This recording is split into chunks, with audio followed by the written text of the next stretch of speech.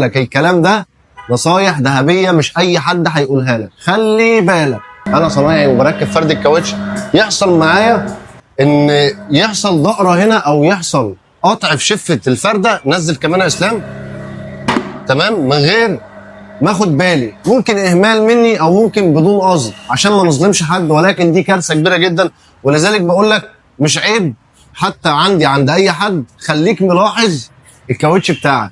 الكلام ده ممكن يضايق الصناعيه اللي معايا شخصيا، بس انا بقول لك الحقيقه.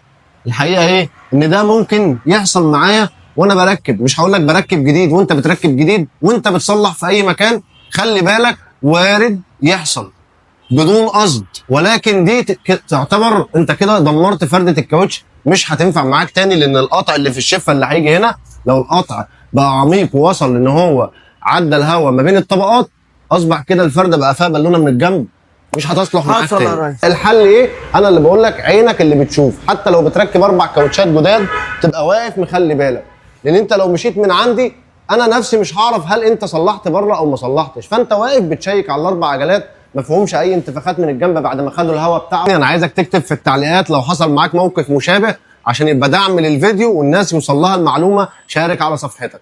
مع عماد جاد، كل يوم سر من اسرار العربيات واسرار الكاوتش.